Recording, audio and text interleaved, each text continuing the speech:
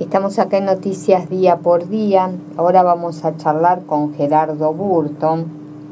Él nació en Buenos Aires en 1951, pero reside en Neuquén desde el 68. Es poeta, periodista, editor de plaquetas artesanales de poesía bajo el sello La Cebolla de Vidrio. Acá me trajo unos libros, la verdad que me encantan. Publicó varios libros de poesía compilados en la obra Junta en el 2007 por la Municipalidad de la ciudad de Neuquén. También una recopilación de sus textos periodísticos editados en La Piedra y La Raíz.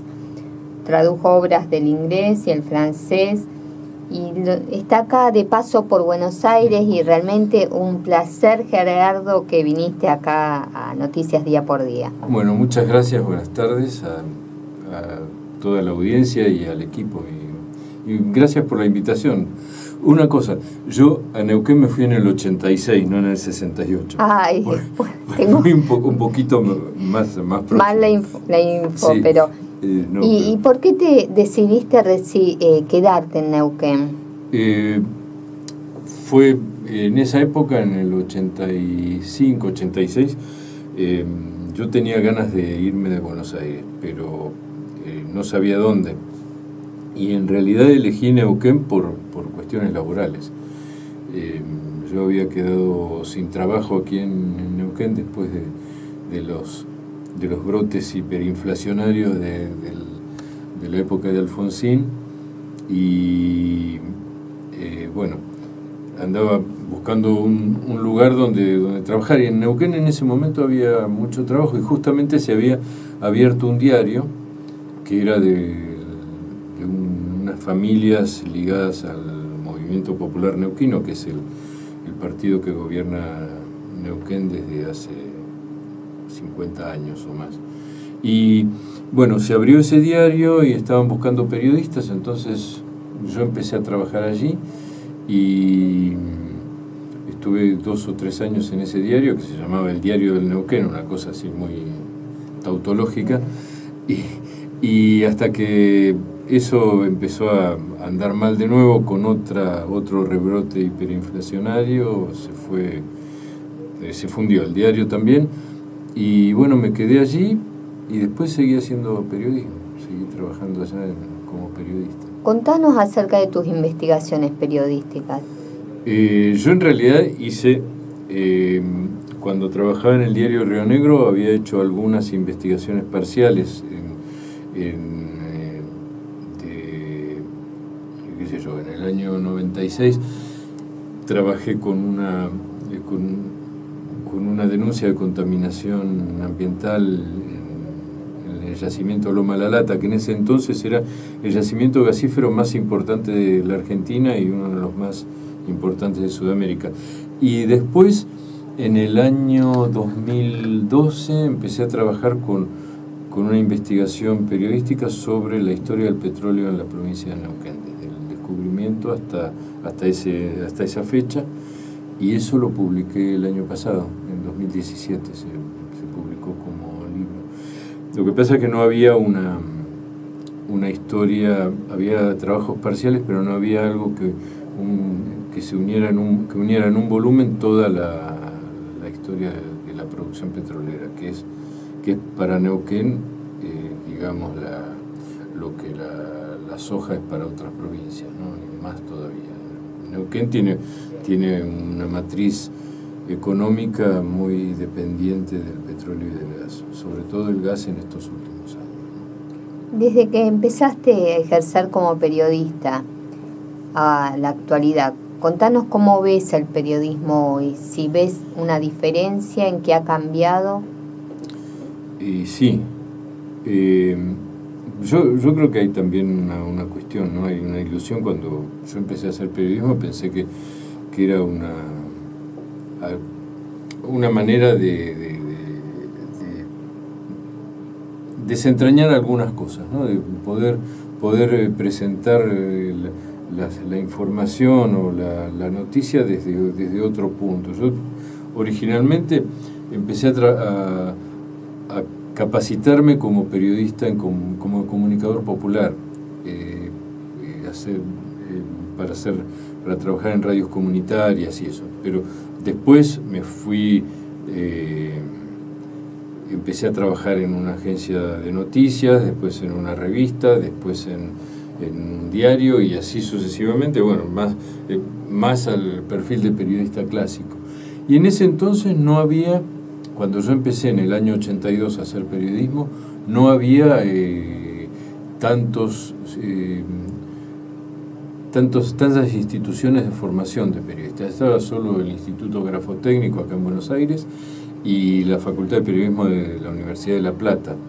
Y no había, creo que algo en Rosario y Córdoba, pero eran privados, como el Grafotécnico acá, y no había mucho más, pero después se multiplicaron las facultades de Ciencias de la Comunicación a tal punto que hoy día la mayoría de los periodistas tiene un título de grado. Yo soy de la generación que no tiene ningún título de grado. Soy un ejemplo de deserción escolar. ¿El tener un título te convierte en periodista? No. Hay cosas hay disciplinas que teniendo un título te convierten en eso. Supongo que la medicina, por ejemplo. Pero los títulos que dan en la universidad, por lo menos la mayoría de los que conozco, son licenciaturas en comunicación social, no son licenciaturas en periodismo.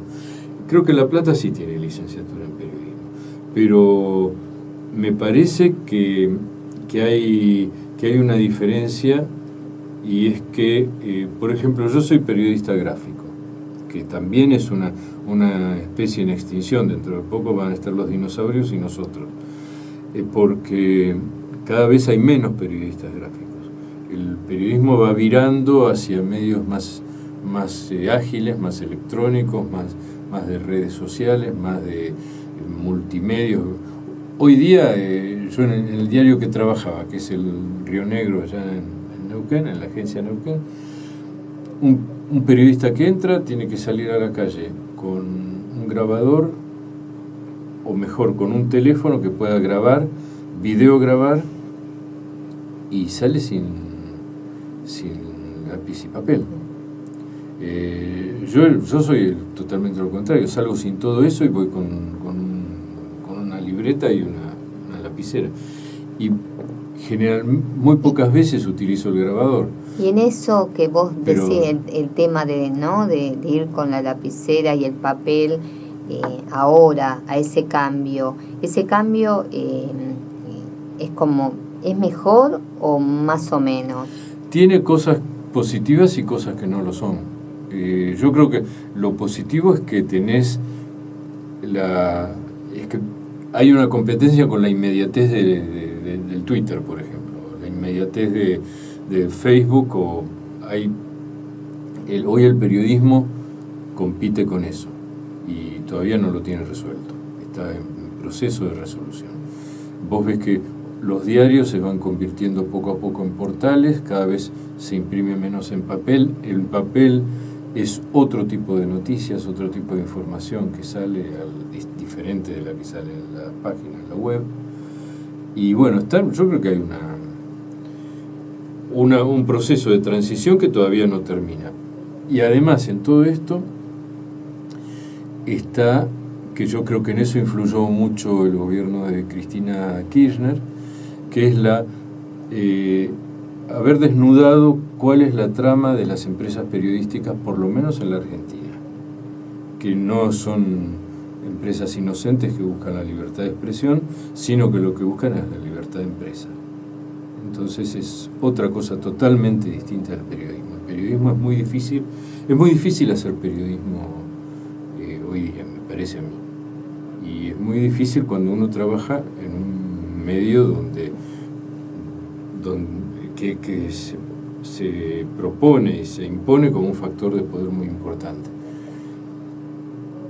Me parece que hoy día los medios de comunicación social en Argentina y en América Latina, en todo el mundo también, pero yo lo que conozco es América Latina y Argentina, son un factor de poder tan importante como el poder judicial y económico. Entonces, ahí es cuando creo que el ejercicio de la crítica va por parte del lector, del oyente y del público. Si la crítica no la podemos ejercer como lectores o como oyentes, estamos fritos. Sí, totalmente. Porque si no, estamos como idiotizados. Es 1984. Es así. Gerardo, acá tengo tu libro, ¿no? ¿Nos podés leer unos poemas y contanos qué representa para vos ser poeta, ¿no? Y con tu tarea periodística, si una tiene más prevalencia que la otra. Mira, te respondo primero, después voy a leer un par de poemas de aquí. Yo, en los últimos libros que he publicado, o por lo menos en 2 de ellos, hay una interrelación muy grande entre el oficio de periodista y el oficio de poeta. El último, voy a comentar el del año que publiqué el año pasado, que fue un trabajo que hice sobre femicidios, un trabajo poético que en realidad fue a partir de la información periodística. Yo estaba viendo la televisión y estaban relatando un hecho de femicidio de esos días. Y de pronto en la pantalla aparecía la víctima, muy linda, muy producida, una foto de una situación agradable. Yo no me acuerdo si estaba en una playa o en una fiesta. Después aparece el tipo, el asesino. Y el asesino aparece en un momento con la cabeza tapada, porque salía del lugar donde estaba y lo llevaban detenido, y en otra aparece con la foto con los ojos pixelados. Como cuando yo era chico, que estaban las revistas así, esa que tenía García, que cuando aparecía una mujer en una situación medio incómoda, le ponían el rectangulito negro. Bueno, así hacían con el tipo. Entonces yo dije, ¿qué pasa acá? Parece que lo están ocultando al tipo, porque realmente eso era lo que parecía. Y después empecé a ver que en el tratamiento periodístico, en los informativos, era así, siempre se escamoteaba la imagen de la cara del asesino, y lo que se machacaba era con la imagen de la mujer.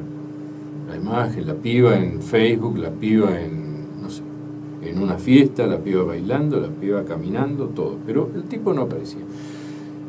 Entonces a mí se me ocurrió, yo lo hablé con la menor de mis hijas, que ella tenía un contacto muy fuerte con una organización feminista de Neuquén que se llama La Revuelta.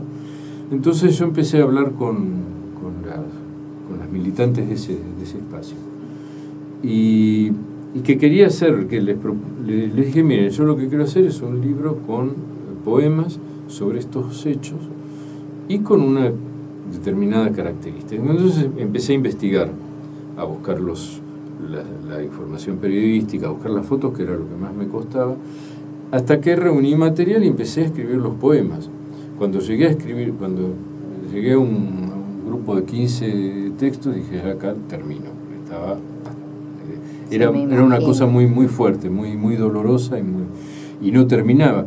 Imagínate, cuando yo empecé a trabajar, mataban a una mujer cada 30 horas. Cuando terminé esto, eso fue en octubre del 16. Cuando terminé esto, en febrero del 17, a veces el margen horario se había reducido en 6 horas. Una cosa... Sí, no, terrible. Una cuestión muy complicada. Entonces, y además quería presentarlo para el Ni Una Menos, para la fecha del Ni Una Menos del año pasado, o sea, en junio. Así que lo hicimos con el apoyo de ellas, y ese fue un trabajo interesante, porque además fui aprendiendo en la medida que en la fábrica, en la factura del libro, porque yo primero decía, bueno, vamos a trabajar esto de una manera, y lo último que me di cuenta es que también la noticia se trabaja gramaticalmente con una trampa. Se usa la voz pasiva, y nosotros los que que hablamos en castellano no usamos la voz pasiva mucho. Pero la voz pasiva, ¿qué significa? Que vos cambias el objeto y lo pones en sujeto. O sea, si yo digo, fulano mató a sutana, está bien, pero si digo, sutana fue muerta por fulano, entonces la estoy poniendo a ella como sujeto de la oración. Y otra vez estoy hablando de que ella es la protagonista. ¿Y cómo va a protagonizar su muerte? No, tal cual es. Es como una cosa muy, muy capciosa, ¿no? El lenguaje nos hace esas... ¿Y cuántos poemas tiene el libro? Son 15 poemas. Son 15. Es este. ¿Nos querés leer? ¿Leo uno de este? Dale. Bueno, yo les cuento. Los poemas están ordenados por la fecha en que los hice. No tienen un orden cronológico de los hechos.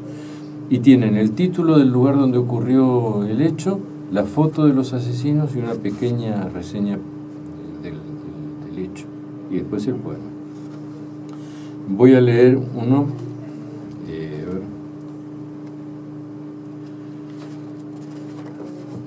Este se titula Playa Serena, Mar del Plata, Buenos Aires. Voy a leer el poema primero y después voy a leer el texto informativo. 1. ¿Cuántos años hay entre Catamarca y Mar del Plata? ¿Cuántos entre ese camino polvoriento de San Fernando del Valle y la salita en Playa Serena? Ofidani y el otro, machos, dueños de tus dulces 16, de esa vida que se escapa entre una casa y la salita.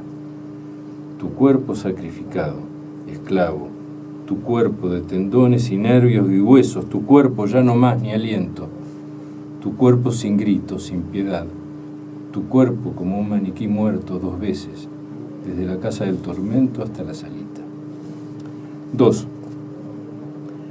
Entre Catamarca y Mar del Plata la distancia es el dolor. Son los años que hay entre otoño, las 3 chicas de Cipolletti y la impunidad, la máscara infame del poder. Y la distancia es también el amor, la voluntad de un amor que no deja pasar, la barrera de mujeres, altas como los álamos y los sauces, sonoras como el agua de los canales y del río.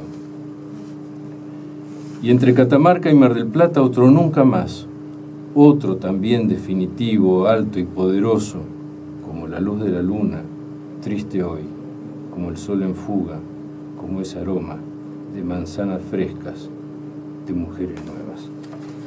Bueno, y el texto es así. Matías el Cicatriz Farías, de 23 años, y Juan Pablo Chinchilla Ofidani, 41, están acusados de la violación y asesinato de Lucía Pérez, de 16 años, hecho ocurrido en un chalet del Segundo. Durante las agresiones, Lucía sufrió un paro cardíaco que la mató. Los acusados llevaron su cadáver hasta una salita donde la abandonaron. Octubre de 2016. Sí, son casos realmente terribles. Gerardo, ya terminando la entrevista, contanos los oyentes dónde pueden encontrar tus textos, si tenés página web. Acá en Buenos Aires, este libro, que se titula Heridas que no cierran, lo publicó Espacio Hudson de Comodoro Rivadavia y está en las librerías de la COP, que es, supongo que tiene un local, creo, y además en algunas librerías que distribuyen y venden estas ediciones alternativas. Después tengo un par de blogs, uno es lacebolladevidrio.blogspot y el otro, que es de cultura, artículos y notas sobre cultura, y hay otro que es de poesía solamente, que es elpoetadepuesto.blogspot.com. Bueno, muchísimas gracias por haber estado acá en Noticias Día por Día. Muchas gracias a vos por el espacio.